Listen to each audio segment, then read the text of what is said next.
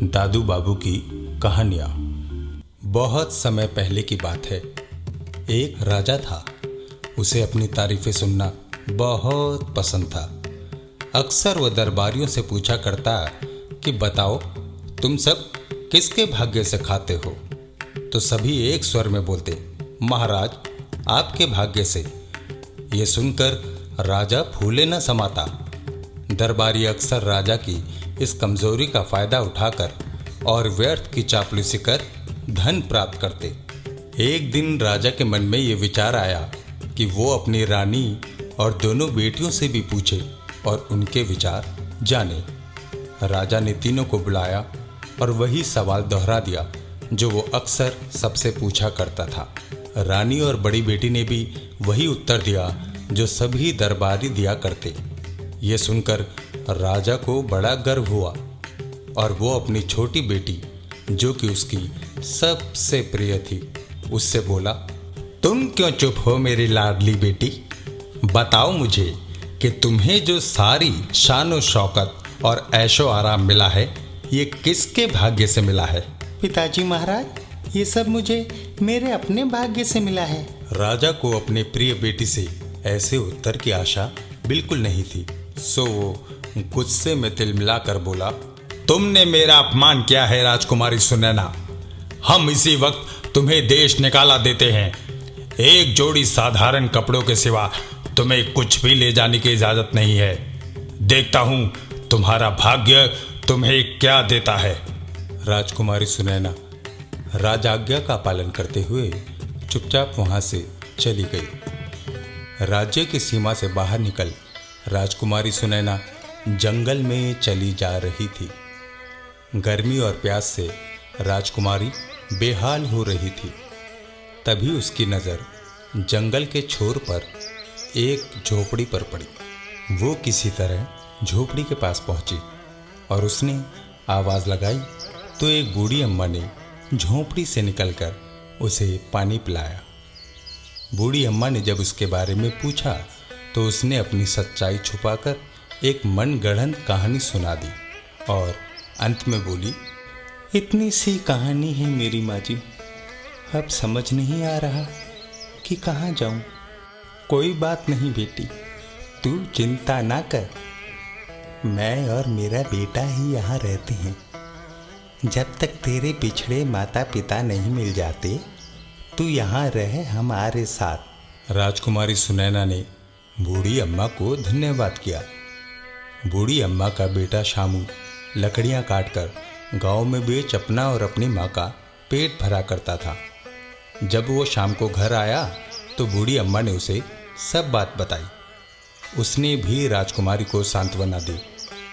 उस दिन के बाद आश्चर्यजनक रूप से शामू को अपनी लकड़ियों के ज़्यादा दाम मिलने लगे तो बूढ़ी अम्मा समझ गई कि सुनैना उनके लिए कितनी शुभ है।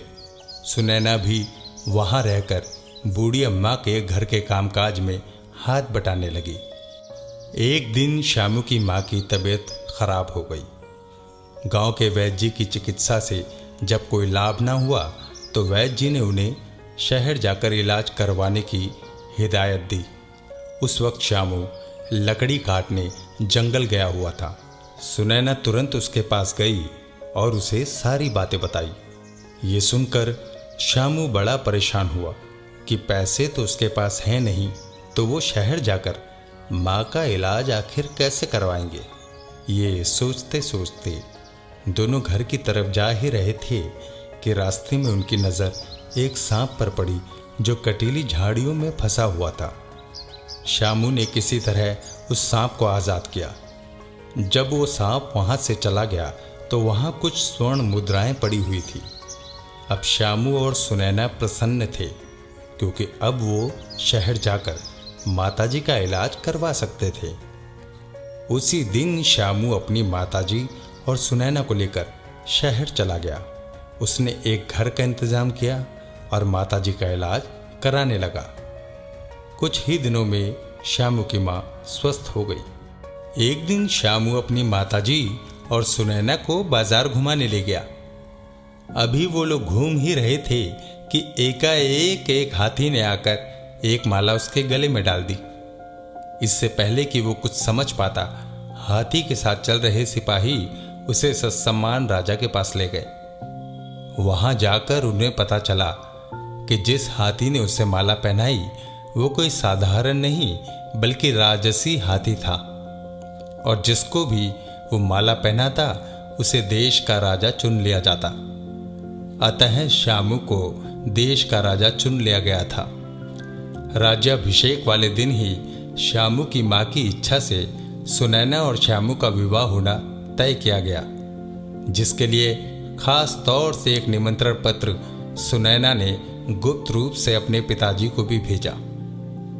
जब उसके माता पिता और बड़ी बहन वहां आए तो सुनैना को वहां पाकर आश्चर्यचकित रह गए। श्यामू और उसकी मां भी बहुत चकित हुए ये जानकर कि सुनैना कोई साधारण युवती नहीं बल्कि एक राजकुमारी है। सुनैना के माता पिता ने खुशी खुशी उसका कन्यादान किया। वापस जाते समय सुनैना के पिता बोले, मुझे माफ कर दो सुनैना बेटी, आज मैं समझ गया कि हर कोई इंसान अपने भाग्य से ही खाता है। आप माफी मत मांगिए पिताजी, बल्कि हम दोनों को हमारे अच्छे जीवन के लिए आशीर्वाद दीजिए। राजकुमारी बोली तो राजा बहुत खुश हुआ और इस तरह हमारी कहानी का सुखद अंत हुआ। तो अब ये बताओ बाबू कि इस कहानी से हमें क्या सीख मिलती है? यही दादू कि हर कोई अपने भाग्य से ही सब कुछ पाता है, ना कि किसी दूसरे के भाग्य से। ठीक कहा ना दादू? हाँ बाबू। उम्मीद करता हूँ कि ये कहानी आप लोगों को जरूर पसंद आई होगी। दीनापुर कस्बे में रगड़ू नाम का एक मिठाई वाला था। पूरे कस्बे में उसकी एकमात्र मिठाई की दुकान थी, सो वो बहुत अच्छी चलती थी। उसकी दुकान पर विश्वास नाम का एक लड़का काम करता था। वो इतनी अच्छी मिठाइयाँ बनाता था कि लोग तारीफ करते नहीं थकते थे। रगड़ू की दुकान चलने का एक बड़ा कारण विश्वास की बनाई मिठाइयाँ थी। रगड़ू लालची प्रवृत्ति का आदमी था, सो उसने ज्यादा मुनाफा कमाने के लिए मिठाई में मिलावट करनी शुरू कर दी। विश्वास उसे समझाता तो वो उसे डांट दिया करता। लोग शिकायत करते तो वो टका सा जवाब दे देता, अरे भाई, अगर तुम्हें मेरी मिठाई अच्छी नहीं लगती है तो कहीं और से ले लो, पर मेरा नाम बदनाम ना करो। रगड़ू भाई, ऊपर वाला सब देखता है, जरा भगवान से तो डरो। देखो भाई, ये मेरे धंधे का टाइम है, खोटी मत करो। जाओ भाई, जाओ जाओ जाओ जाओ। ग्राहक बड़बड़ाता हुआ चला जाता। वो दिवाली का समय था, जब रगड़ू ने सोचा कि अच्छा मौका है, त्योहार पर ज्यादा मुनाफा कमाया जा सकता है। ये सोच रगड़ू ने मिठाई और घी में हद से ज्यादा मिलावट कर दी और सामान भी घटिया और खराब किस्म का प्रयोग किया। ये देख विश्वास से रहा न गया। अरे सेठ जी, इतनी मिलावट मत करो, मिठाइयाँ तो खराब होंगी ही, साथ में लोग भी बीमार हो जाएंगे। आपने तो पुरानी बासी सड़ी हुई मिठाइयाँ भी इसी में मिला दी। हाँ, चुप रह मूर्ख, कोई सुन लेगा। इस रसायन को मिलाते ही मिठाई खूब मीठी और स्वाद से भरपूर हो जाएगी। चीनी भी कम लगेगी और मुनाफा भी बढ़ेगा। त्योहार का मौका कमाने के लिए होता है, ना कि गंवाने के लिए, समझा? पर सेठ जी, लोग बीमार हो गए तो आपने तो घी में भी इतनी ज्यादा मिलावट कर दी है कि लोग आना ही बंद कर देंगे। हाँ, बंद कर अपनी काली जुबान कमबख्त। लोग यहाँ नहीं आएंगे तो कहाँ जाएंगे? एक मेरी ही तो दुकान है पूरे इलाके में। तू ज्यादा मुंह मत चला, काम कर, काम ज्यादा है आज। मैं जाता हूँ गल्ले पे। और हाँ, मिलावट के बारे में अगर बाहर अपना मुंह खोला तूने तो तेरी खैर नहीं। इतना कहकर रगड़ू चला गया और विश्वास बेचारा मन महसूस कर अपने काम में लग गया। दिवाली के मौके पर खूब बिक्री हुई और रगड़ू ने बहुत सा धन कमाया। पर मिलावटी घी और मिठाई प्रयोग करने से काफी लोगों की तबीयत खराब हो गई। लोगों ने रगड़ू को शिकायत की तो रगड़ू ने हमेशा की तरह उन्हें टका सा जवाब दे दिया, ना ना ना ना ना ना ना ना, ना भाई, मेरा सामान बिल्कुल सही और A1 क्वालिटी का है। तुम लोग बेकार की बातें मत बनाओ। डॉक्टर ने बताया है रगड़ू कि मिलावटी मिठाइयाँ खाने से तबीयत खराब हुई है सबकी। अजी जाओ जाओ, बड़ा आया डॉक्टर।